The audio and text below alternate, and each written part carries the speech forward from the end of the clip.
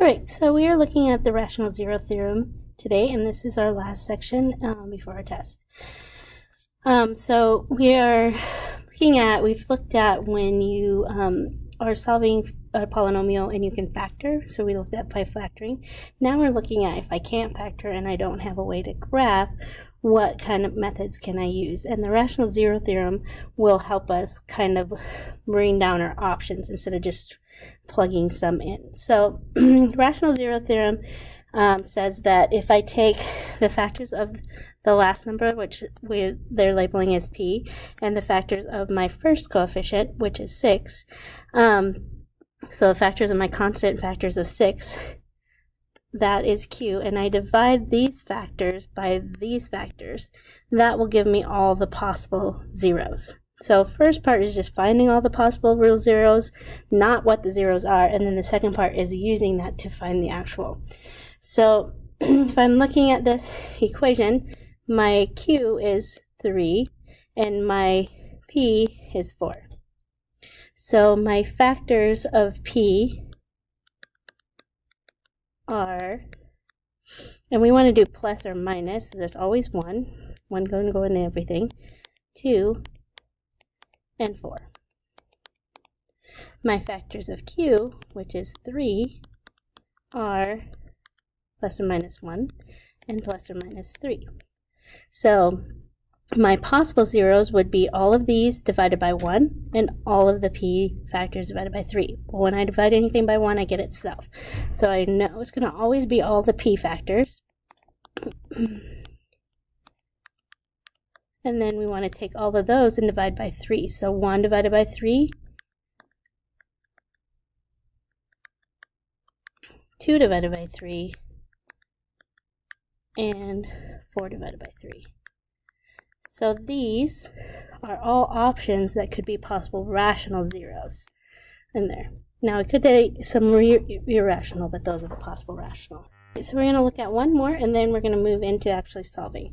So again, here's our p. We don't need to worry about the sign because we figure that out with the plus or minus. So p equals 15. My factors are 1, 3, 5, and 15. Q equals 1, and my factors are 1.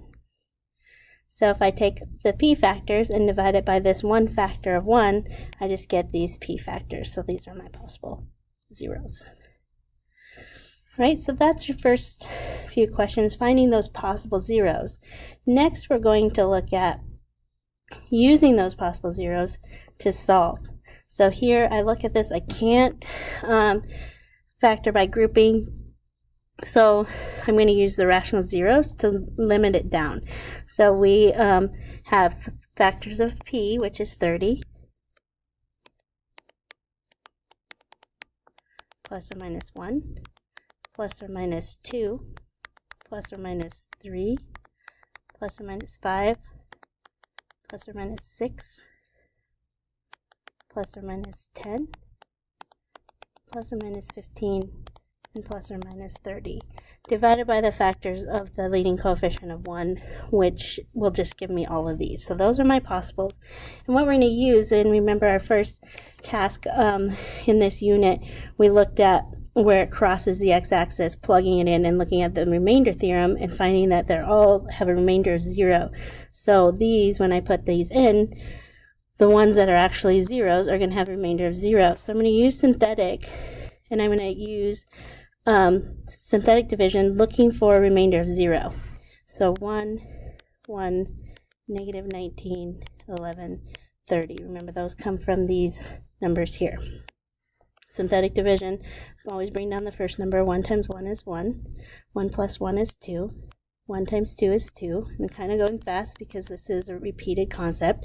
1 times negative 17 is negative 17. Negative 6. 1 times negative 6 is negative 6. Which gives me 24. So this is not a 0 because my remainder isn't 0. So next we'll try negative 1. And it seems like, well, we're going to be here forever if we're going to try all of these. We know that we could have up to 4. It could be less than 4, but we could have up to 4. So again, I'm going to use 1, 1, negative 19, 11, and 30. Bring down my 1. 1 times negative 1 is negative 1. 0. Negative 1 times 0 is 0. Negative 19 and negative 1 and negative 19 is 19. Negative 1 and 30 is negative 30. So I found a 0. So there is 1 0 on all the zeros. So now I'm going to keep going. I've tried 1 and positive 1 and negative 1. I'm going to go with 2, but I'm going to use these numbers, what's called the depressed polynomial. Because if I could factor this, I would, but I can't. So I'm going to use those and start with positive 2. And I want to use that because this is starting to make this is an x cubed one. And if I can get down to an x squared, I can then use quadratic or factoring or completing the square. Bring down my 1. 2 times 1 is 2. 0 and 2 is 2. 2 times 2 is 4. Negative 15. 2 times negative 15 is 30. So I have another 0. So this is where I said, like, this is x squared plus 2x minus 15. And I know how to solve x squared plus 2x minus 15. I have a lot of tools in that. I can factor it, complete the square. If I can't factor it, I can use quadratic. Let's check to see if I can factor. So negative 15, what multiplies to be negative 15 adds to be 2. We have 5 and negative 3. So my two factors are x plus 5, x minus 3. If I put those equal to 0, then I would get negative 5 and 3. So my 4 answers are negative 1, 2, negative 5, and 3. So I could have kept going, but once I get to this, let's use our tools that we know how to use. All right, so that's it. I'm not going to go into the next example. Same thing. Try working that out, and if you need to know what the answers are on that, check with the classmate. Thank you.